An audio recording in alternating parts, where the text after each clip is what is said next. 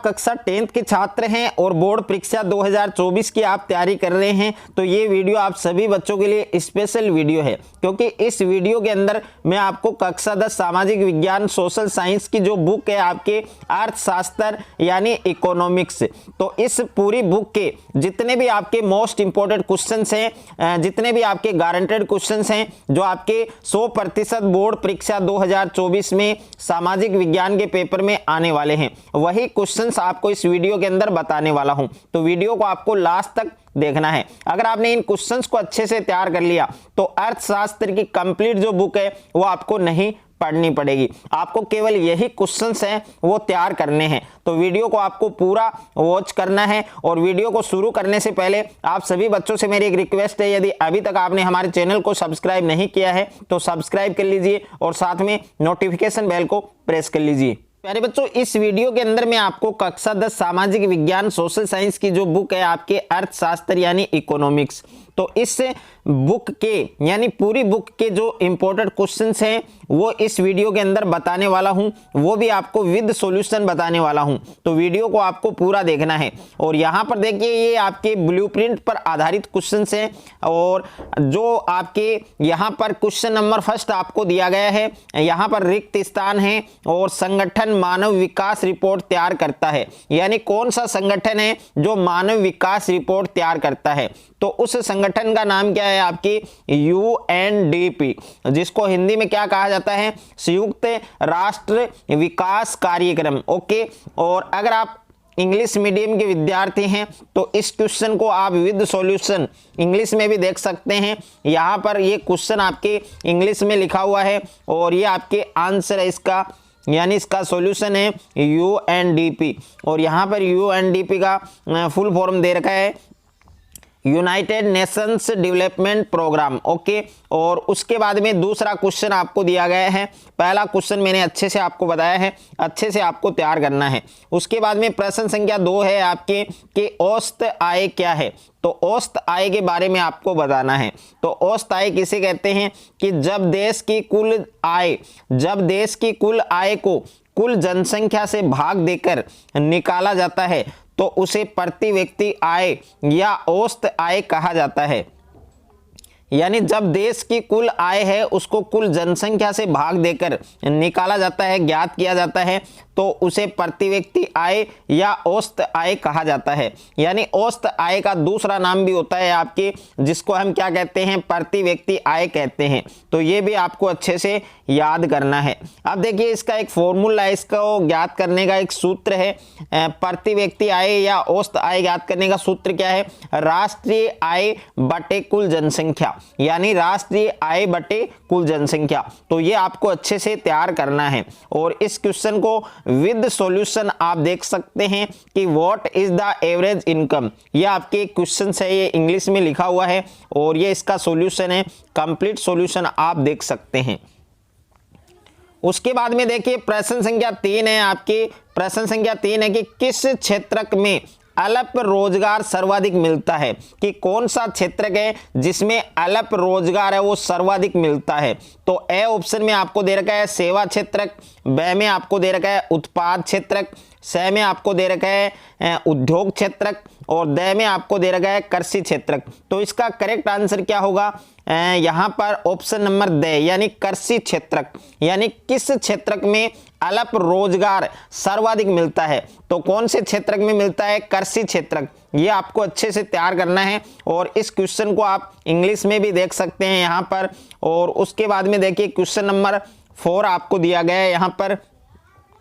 तो question number 4 है आपके कि अंतिम वस्तुएं कौन सी होती हैं, या अंतिम वस्तुएं किसे कहते हैं, या अंतिम वस्तुओं से आपका क्या अभिप्राय है। तो अंतिम वस्तुएं किसे कहते हैं कि अंतिम वस्तुएं वे वस्तुएं हैं जिनका प्रयोग अंतिम उपयोग अथवा पूंजी निर्माण में होता है और इन्हें फिर से बेचा नहीं जाता।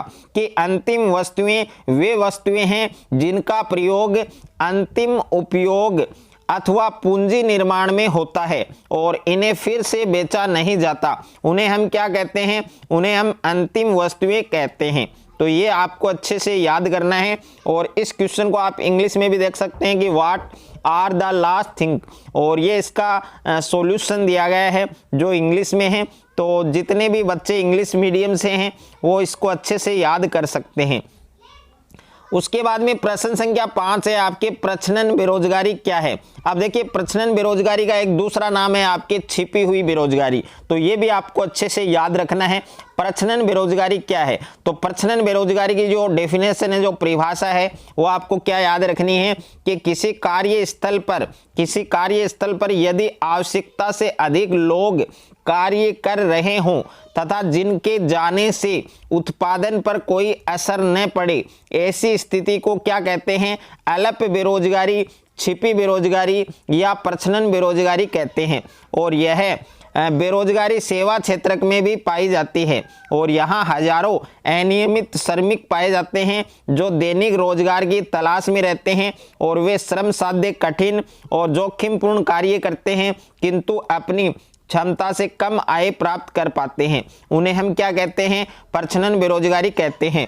और इस क्वेश्चन के आपके 100% चांस हैं, तो अच्छे से ये वाला क्वेश्चन आपको तैयार करना है कि प्रच्छन्न बेरोजगारी क्या है। कोई भी कार्यस्थल है और अगर उस पर आवश्यकता से अधिक लोग कार्य कर रहे हैं जिनके जाने से उत्पादन पर कोई असर न पड़े, ऐसी स्थिति को हम क्या कहते हैं, अल्प बेरोजगारी या प्रच्छन्न बेरोजगारी कहते हैं। तो ये क्वेश्चन आपको कंप्लीट अच्छे से आपको तैयार करना है। और इस क्वेश्चन को आप इंग्लिश में भी देख सकते हैं, इसका सॉल्यूशन भी मैंने दिया है, तो अच्छे से आप याद कर सकते हैं। उसके बाद में देखिए प्रश्न संख्या 6 आपके वेरी इंपॉर्टेंट है कि एक स्वयं सहायता समूह है उसमें कितने सदस्य होते हैं। तो एक स्वयं सहायता समूह में कितने सदस्य होते हैं, ए ऑप्शन में दे रखा है आपको 5 से 10 सदस्य, और बे में आपको दे रखा है 15 से 20 सदस्य, और से में आपको दे रखा है 10 से 15 सदस्य, और दे में आपको दे रखा है यहाँ पर 20 से 25 सदस्य। तो एक स्वयं सहायता समूह होता है उसमें टोटल मेंबर कितने होते हैं, कितने सदस्य होते हैं, 15 से 20, यानी ऑप्शन नंबर बे आपका इसमें करेक्ट होगा। तो अच्छे से आपको ये तैयार करना है। और इंग्लिश में भी आप क्वेश्चंस देख सकते हैं कि how many members are there in a self help group. Okay, जो सेल्फ हेल्प ग्रुप होता है उसमें कितने मेंबर्स होते हैं, तो 15 से 20 मेंबर्स होते हैं, यह आपको अच्छे से याद रखना है। उसके बाद में देखिए प्रश्न संख्या 7 है आपकी वेरी इंपॉर्टेंट है। लघु उत्तरीय प्रश्न या दीर्घ उत्तरीय में ये क्वेश्चन आ सकता है आपके कि सहकारी समितियां क्या है। तो सहकारी समितियां हैं उनके बारे में आपको बताना है, इसकी परिभाषा बतानी है। और ग्रामीण क्षेत्रों में सहकारी समितियों की गतिविधियां बढ़ाने हेतु 3 सुझाव दीजिए। तो सबसे पहले हमें इस क्वेश्चन में 2 क्वेश्चन पूछे गए हैं। पहला पूछा है कि सहकारी समितियां क्या है, तो यहां पर हमने हेडिंग डाला है सहकारी समितियां, यानी सहकारी समितियां क्या होती हैं। तो वे लोग जो कुछ सामान्य उद्देश्यों पर एक साथ मिलजुल कर कार्य करना चाहते हैं, कि वे लोग जो कुछ सामान्य उद्देश्यों पर एक साथ मिलजुल कर कार्य करना चाहते हैं और एक समिति का गठन कर लेते हैं, जिसे सहकारी समिति कहते हैं। वेरी इंपॉर्टेंट है प्यारे बच्चों, अच्छे से आपको तैयार करना है कि वे लोग जो कुछ सामान्य उद्देश्यों पर एक साथ मिलजुल कर कार्य करना चाहते हैं और एक समिति का गठन कर लेते हैं, उन्हें हम क्या कहते हैं, सहकारी समिति कहते हैं। और इसके सुझाव क्या हैं, तो यहां पर 3 सुझाव मैंने दिए हैं। पहला सुझाव है कि बैंकों द्वारा सहकारी समितियों को सस्ती दर पर ऋण प्रदान करना, और दूसरा सुझाव है कि सहकारी समितियों द्वारा अपने सदस्यों को कम ब्याज पर ऋण उपलब्ध कराना, और तीसरा है आपके कि कृषकों पर किसी भी प्रकार की कोई अनुचित शर्त न लगाना ताकि सहकारी समिति के अधिकाधिक सदस्य हैं वो बन सकें। और इस क्वेश्चन को आप विद सॉल्यूशन इंग्लिश में भी देख सकते हैं, कंप्लीट आंसर है वो मैंने इसका इंग्लिश में भी लिखा है, तो अच्छे से आप तैयार कर सकते हैं। उसके बाद में देखिए प्रश्न संख्या 8 है, वस्तुनिष्ठ प्रश्न है आपके कि देशों के तीव्र एकीकरण की प्रक्रिया है वो क्या कहलाती है। तो तो देशों के तीव्र एकीकरण की प्रक्रिया क्या कहलाती है? तो ए ऑप्शन में आपके उदारीकरण, ब में आपके वैश्वीकरण और स में आपके शहरीकरण और द में आपके इनमें से कोई नहीं। तो इस क्वेश्चन का करेक्ट आंसर क्या होगा? आपके वैश्वीकरण, यानी ऑप्शन नंबर ब आपका सही होगा। देशों के तीव्र एकीकरण की जो प्रक्रिया है, जो प्रोसेस है, वो क्या कहलाती है? वैश्वीकरण कहलाती है। और इस क्वेश्चन को आप इंग्लिश में भी देख सकते हैं। उसके बाद में क्वेश्चन नंबर 9 है आपके रिक्त स्थान वाला क्वेश्चन है कि सरकार आयात होने वाली वस्तुओं की संख्या पर एक सीमा तय कर देती है, जिसे क्या कहते हैं? कि सरकार आयात होने वाली वस्तुओं की संख्या पर एक सीमा तय कर देती है और उस सीमा को हम क्या कहते हैं? उस सीमा को प्यारे बच्चों हम कोटा कहते हैं। ओके, और इस क्वेश्चन को आप इंग्लिश में भी देख सकते हैं, कंप्लीट सॉल्यूशन इसका दिया है। उसके बाद में प्रश्न संख्या 10 है आपके कि बहुराष्ट्रीय कंपनी किसे कहते हैं? तो यहां पर बहुराष्ट्रीय कंपनी के बारे में आपको बताना है, इसकी परिभाषा बतानी है। तो क्या होती है बहुराष्ट्रीय कंपनी? कि वह कंपनी जो एक से अधिक देशों में उत्पादन पर नियंत्रण अथवा स्वामित्व रखती है, उसे हम क्या कहते हैं? बहुराष्ट्रीय कंपनी कहते हैं। कि वह कंपनी जो एक से अधिक देशों में उत्पादन पर नियंत्रण अथवा स्वामित्व रखती है, उसे हम क्या कहते हैं? उसे हम कौन सी कंपनी कहते हैं? बहुराष्ट्रीय कंपनी कहते हैं। और इस क्वेश्चन को आप इंग्लिश में भी देख सकते हैं प्यारे बच्चों, कंप्लीट सॉल्यूशन मैंने इसका दिया है। उसके बाद में प्रश्न संख्या 11 है आपके वैश्वीकरण को संभव बनाने वाले दो कारक लिखिए। वेरी वेरी इंपॉर्टेंट है, 100% चांसेस है इस क्वेश्चन के आपके बोर्ड परीक्षा 2024 में 100% ये क्वेश्चन आ सकता है कि वैश्वीकरण को संभव बनाने वाले दो कारक आपको लिखने हैं। तो इसका आंसर है वो क्या होगा? तो इसके दो कारक है। इसमें पहला कारक क्या है कि निवेश तथा अंतर्राष्ट्रीय व्यापार नीतियों का उदारीकरण, और दूसरा जो सुझाव है वो क्या है कि बहुराष्ट्रीय कंपनियों द्वारा अपनी इकाइयां तथा कार्यालय भारत में स्थापित करना। तो ये दो कारक हैं इसके, जो आपको अच्छे से याद करने हैं। और यहां पर आप देख सकते हैं इसका कंप्लीट सॉल्यूशन मैंने इंग्लिश में भी दिया है, तो अच्छे से आप तैयार कर सकते हैं। उसके बाद में प्रश्न संख्या 12 है आपकी कि सूचना पाने का अधिकार क्या है? ये क्वेश्चन आपको 2024 के सामाजिक विज्ञान के पेपर में ये क्वेश्चन आपके छप चुका है। इसको आपको अच्छे से तैयार करना है, अच्छे से आपको छाप के आना है। ओके, तो पूरा क्वेश्चन है, इसका सॉल्यूशन भी आपको कंप्लीट मिलेगा। कंप्लीट सॉल्यूशन आपको वैसा का वैसा लिखना है। तो देखिए यहां पर उत्तर आपको क्या लिखना है कि सूचना पाने का जो अधिकार है वो क्या होता है? तो उपभोक्ता को यह अधिकार प्रदान किया गया है कि उसे माल की गुणवत्ता, मात्रा, क्षमता, शुद्धता, मानक और मूल्यों के बारे में सूचना प्रदान की जाए। यदि यह सूचनाओं माल के उत्पादक द्वारा नहीं लिखी गई है तो उपभोक्ता इन सूचनाओं को प्राप्त करने का जो अधिकार है वो रखता है।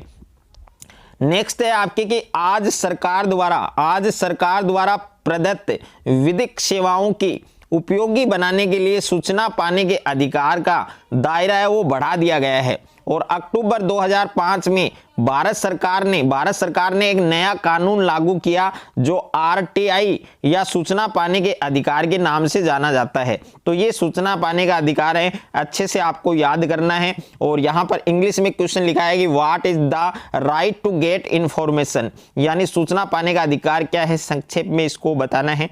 तो कंप्लीट सॉल्यूशन भी आपको इंग्लिश में दिया गया है, अच्छे से आपको तैयार करना है।